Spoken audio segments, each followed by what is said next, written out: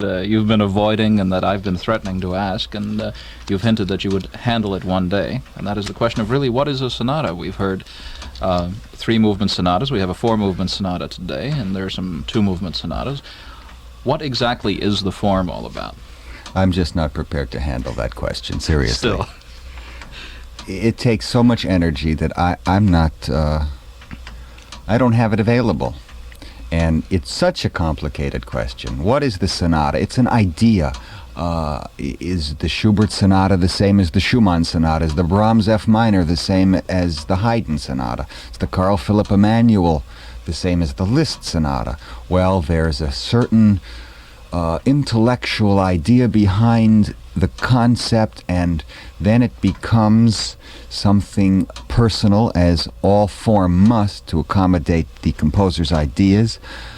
For much too long a time, the Beethoven sonata had become the standard of what the sonata should be, so Schubert's sonatas were considered structurally weak.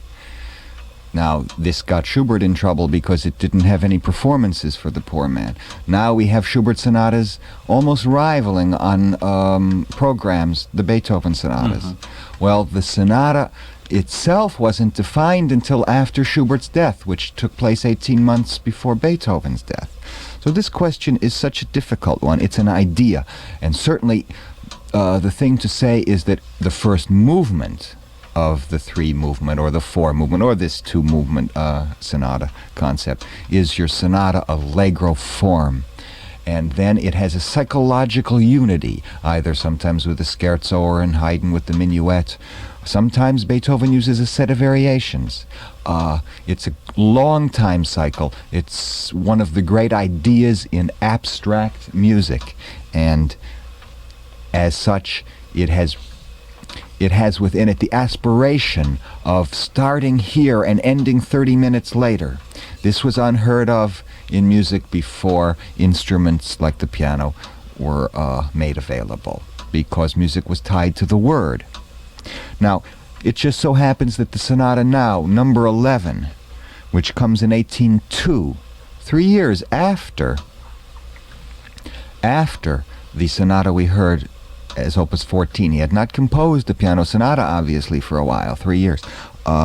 Beethoven was so proud of this work. He was just very pleased with it. He wrote about it. He sold it to publishers for more. He was indeed in love with this sonata, and it is, some call it, Tovi, this is a perfect sonata. What does that mean? I don't know. It follows his first symphony, right, which was Opus 21. Yes. And it is a work of remarkable beauty, and I love the way Alfred Brendel molds the opening of this. Let's hear it now. Opus 22 in B-flat major, Beethoven's 11th piano sonata.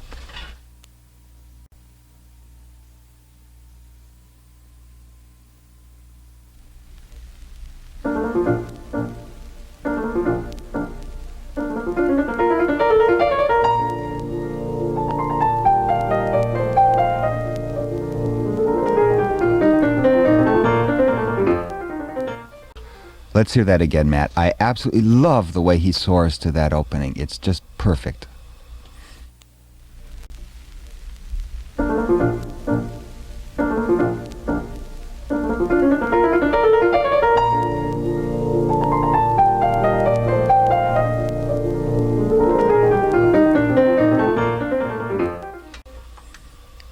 It's just perfect. Beethoven starts the first measure, which is an upbeat, with the piano soft. By the third measure begins this, on this motive, the moving towards the B-flat, which Beethoven marks, forte, and then instantly with the bass piano, which Brendel pedals perfectly, and then begins the curve down to the D in the sixth measure, and the crescendo starting in the third measure. I know I'm getting a little technical. It's just so perfect. Well, he realizes Beethoven's markings, which are among the most precise of any composer. Let's hear Brendel.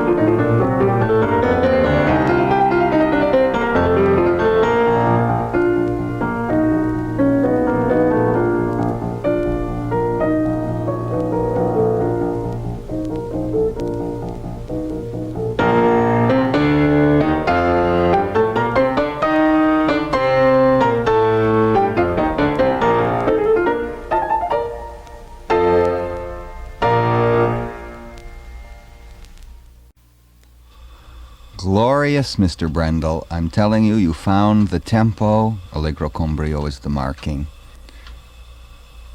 And that was the first movement of Beethoven's sonata in B-flat, his 11th piano sonata, published in 1802, dedicated to another member of the aristocracy, Count von Braun, and Beethoven loved the piece, in fact wrote to his brother saying, "My dear brother, this sonata takes the cake." Let's hear Maria Grinberg.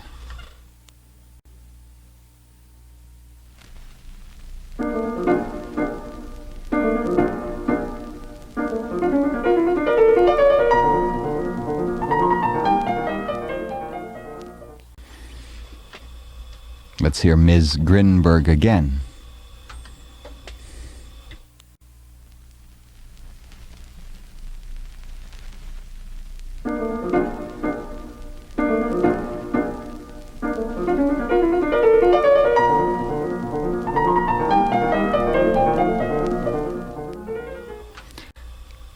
Dry. Very dry. Of course, we'll go on with it, but let's hear now Alfred Brendel.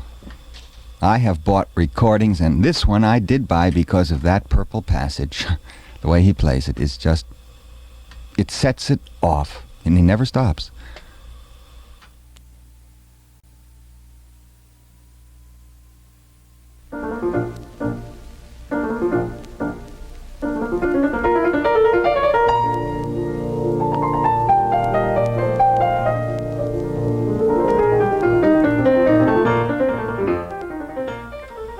Haze he's able to get in the left hand with the pedaling after that B-flat melody note is just wonderful.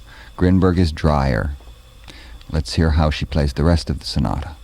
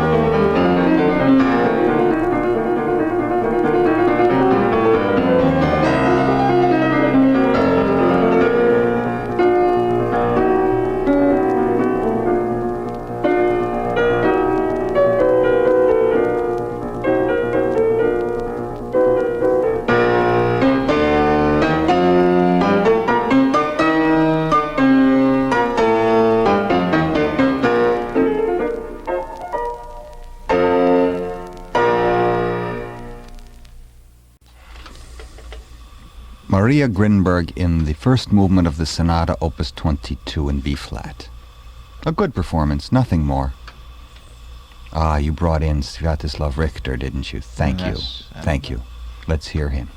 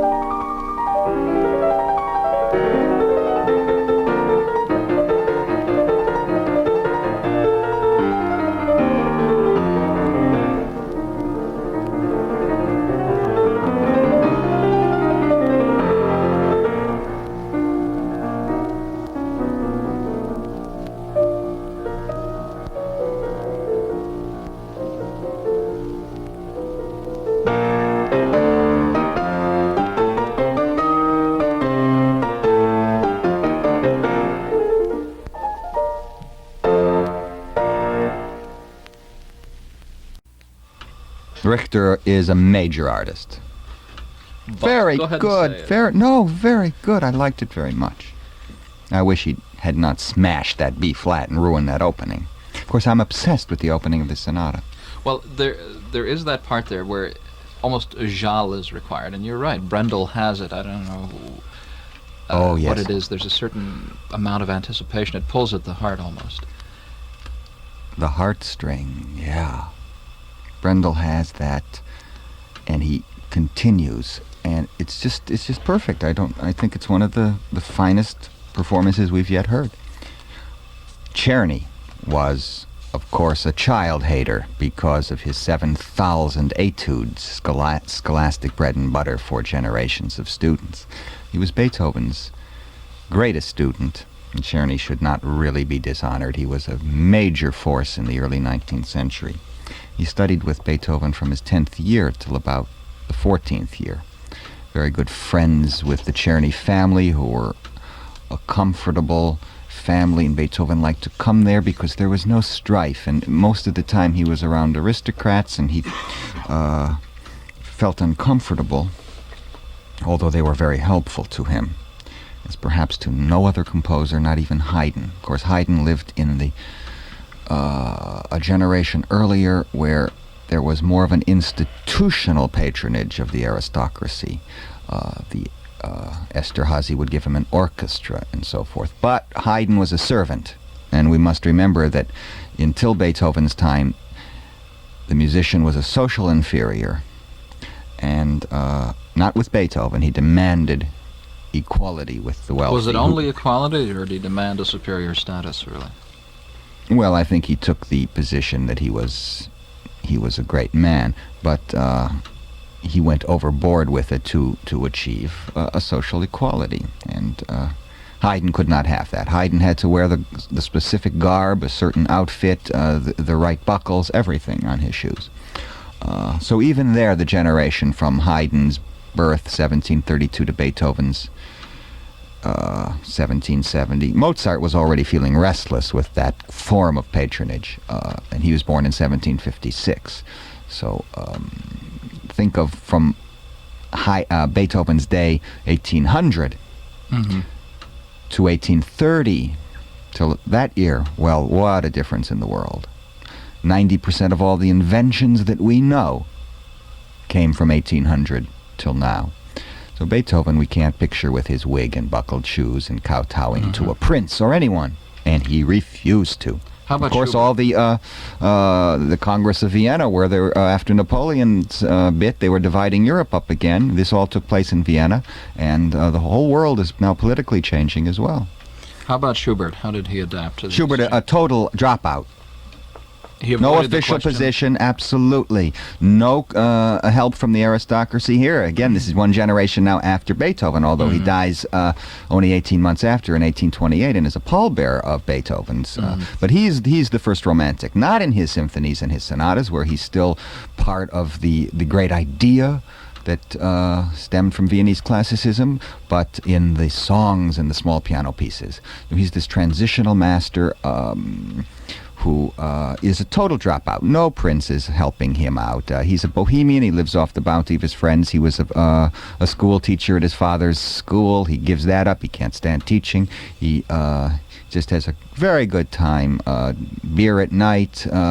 His friend Huttenbrenner said Schubert was a fun-loving person. He lived really off the bounty of his friends, who understood him and loved to sing his songs. He had one friend that was a famous baritone who would sing, and he would accompany waltzes, and he had a whole little circle of friends, and he was one of the centers. And that was it with Schubert. Didn't know Beethoven. Beethoven was a little too hard to get to. Though Beethoven saw in his last year some of Schubert's compositions, and it's reported that Beethoven said, he has the divine spark. Well, let's get back to what Czerny said about Beethoven. I never started. Czerny writes, it was astonishing how Beethoven could take in compositions at a glance, even manuscripts and large scores, and how well he could play them instantly. In this respect, he had no equal. His manner of interpreting them was always decisive, but sharp and hard. The same praise is due his presentation of the great master's compositions. He played Handel's oratorios and Gluck's works wonderfully, and thereby earning the greatest applause, and this also holds good for Sebastian Bach's fugues. He once told me that as a boy he had been negligent and not much taken to task, and that his musical training had been a poor one. And yet, Beethoven continued, I had a talent for music. It was touching to hear him utter these words with all seriousness, as though none otherwise would have suspected it. On another occasion, the conversation turned on the fame which his name had gained throughout the world. Nonsense, he roared. I never thought of writing for reputation and honors. What is in my heart must come out, and so I write it down. Aside from those times when he was in one of the melancholy moods which occasionally overtook him and which resulted from his physical ailments, of which he had thousands upon thousands, he was always merry, mischievous, full of witticisms and jokes, and cared not a whit what people said of him, thought of him.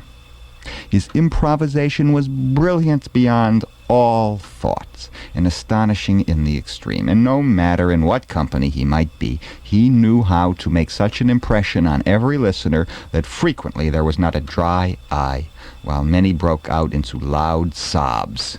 For there was a certain magic in his expression, aside from the beauty and originality of his ideas and his genial way of presenting them. When he had concluded an improvisation of this kind, he was capable of breaking out into boisterous laughter and of mocking his listeners for yielding to the emotion he had called forth in them. He would even say to them, "You are fools." At times he felt himself insulted by such manifestations of sympathy, and would say, "Who can continue to live among such spoiled children?" he would cry. And for that reason alone, he told me, he declined to accept the invitation sent him by the King of Prussia after an improvisation of this kind. Well, Matt, when did we last cry after hearing a great man improvise for us? What a moment. Can we have another performance of the B-flat, or do you have to do something? Well, I suppose we could do the commercial after. That would be Okay, no problem. here is the great artist Arthur Schnabel in the first movement of the 11th of Beethoven's 32 piano sonatas.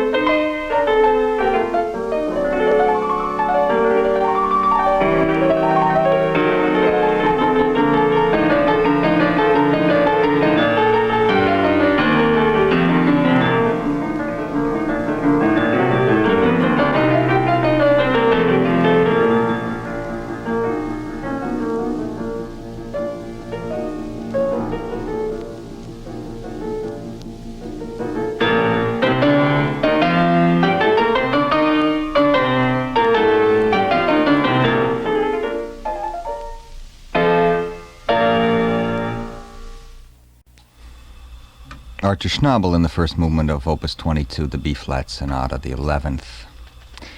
This sonata probably was a favorite of Beethoven's because it still belongs to the 18th century. I think this four-movement sonata is a summing up process, for the rest of the sonatas would deviate from, quote, formality in many thousands of ways.